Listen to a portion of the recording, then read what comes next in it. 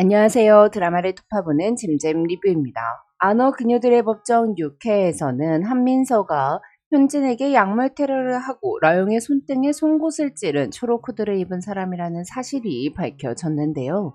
처음부터 한민서가 LNJ의 변호사들 중 한 명과 살고 싶다고 했었기에 커넥트의 스파이라는 건 알고 있었지만 한민서가 라용과 함께 살기 시작하면서 그녀에게 위로를 많이 받았고 거실에서 함께 자고 싶다고 말하는 등 마음을 많이 연 것 같아 보였기에 이선화를 쫓아가서 약물을 주입하는 모습은 조금 충격적이더라고요. 근데 전 한민서가 커넥트의 지시를 받고 이준혁의 노트북을 가진 이선화를 제거하기 위해 쫓은 게 아니라 커넥트의 김승진 형사와 박재열이 이선화를 죽일 거라는 걸 예상하고는 이선화를 구하기 위해 그녀에게 약물을 주사해 기절시킨 후 안전한 곳으로 빼돌린 게 아닐까 싶어요.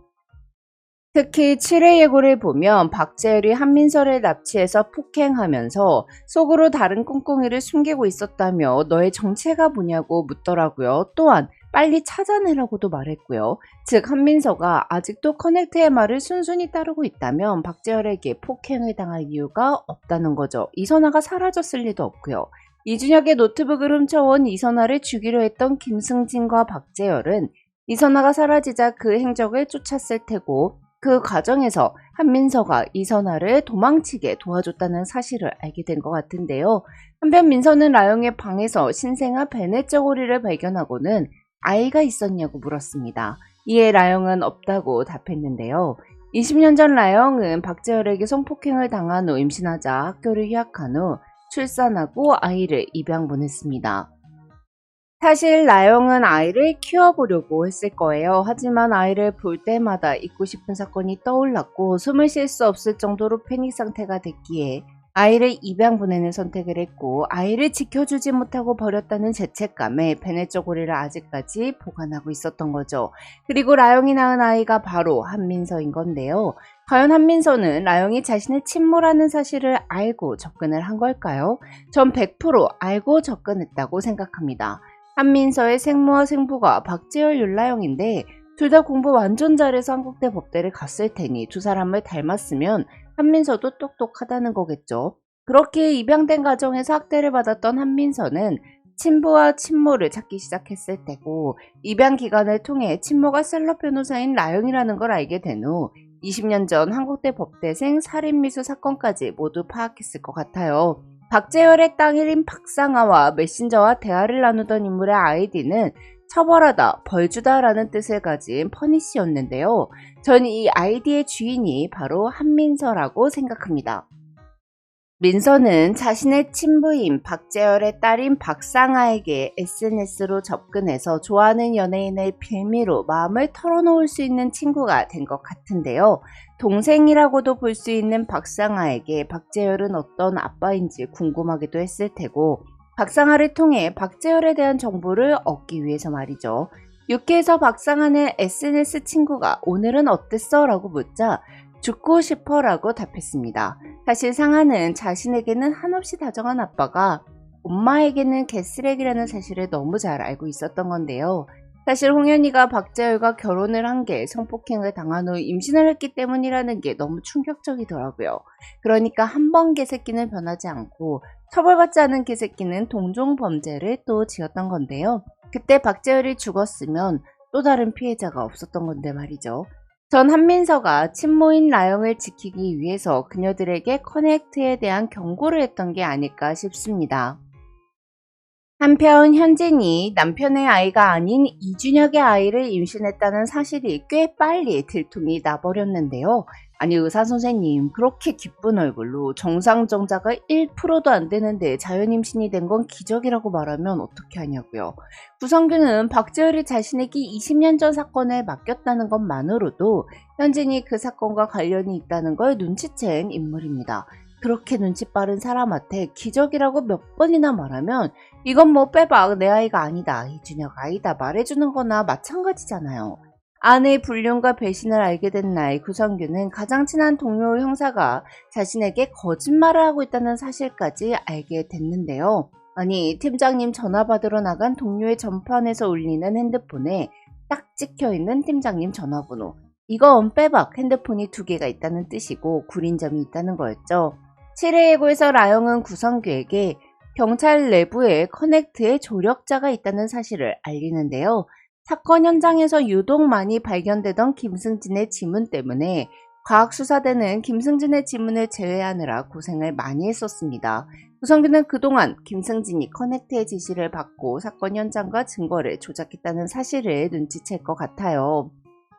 한편 별 볼 일 없는 스펙을 갖고 있는 박재열이 급작스럽게 잘 나갈 수 있었던 건 당연히 커넥트 때문이었습니다. 6회에서는 박재열의 뒷배가 장관님이라는 사실까지 밝혀졌는데요.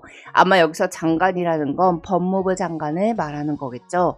정말 검경이 유착된 것뿐 아니라 대한민국을 뒤흔들 거대한 커넥션인 듯 싶어요. 한편 신재는 엄마에게 커넥트 어플의 존재를 뒤쫓고 있다는 사실과 함께 권중현이 커넥트의 이용자라는 것까지 밝혔습니다. 사실 원하는 걸 이루지 못한 적이 없는 성태임이 커넥트를 박살내는데 힘을 보태주길 원했지만 성태임은 신재가 원하는 정의와는 다른 생각을 갖고 있었죠. 권중현이 이용자라면 해일의 다른 고객들도 연관되어 있을 게 뻔하기 때문에 고객들을 지켜야 한다는 거였는데요. 근데 신재가 유독 도로 한복판에서 차에서 내리는 경우가 많지 않나요? 특히 이번엔 본인이 운전하던 중이었는데 그냥 내려버리더라고요. 아마 신재의 단호함을 보여주기 위한 연출이었던 것 같은데요. 근데 신재가 엄마와 다른 정의를 지키고 LNJ를 지키기 위해 선택한 사람이 백태주라는 게 진짜 속상하더라고요. 원작 드라마를 통해 백태주가 커넥터 어플을 만든 빌런이라는 걸 알고 있어서 그렇지 사실 모르고 봤으면 지금 백태주 너무 좋은 사람 같아 보이잖아요.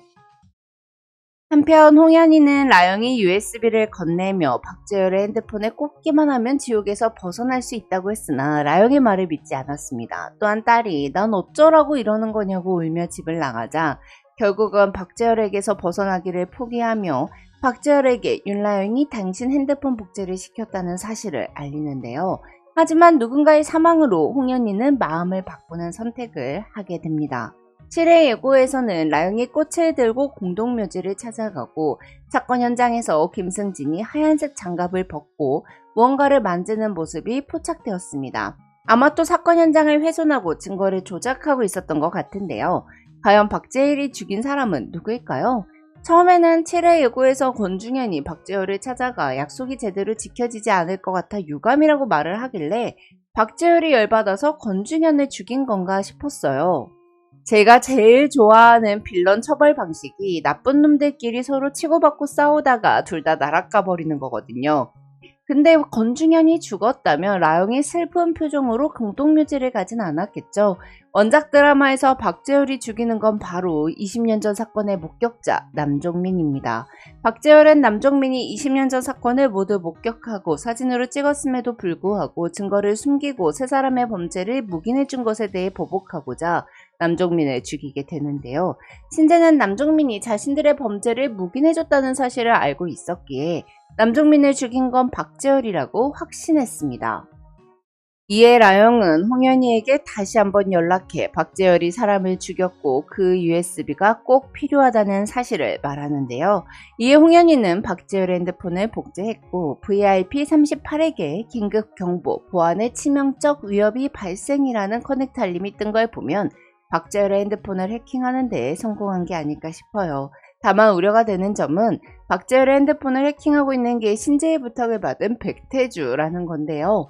해킹이 감지되면 자동으로 앱이 삭제되는 기능을 만든 사람이 백태주인데 아무것도 모르는 척, 정의로운 척 신재를 돕는 모습이 역겨울 것 같아요.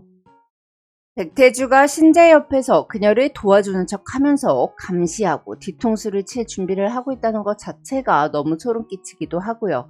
신재가 빨리 백태주의 정체를 알게 됐으면 좋겠네요. 세 사람의 제대로 된 반격을 기대하며 그럼 전 다른 리뷰로 돌아올게요. 지금까지 잼잼 리뷰였습니다. 감사합니다.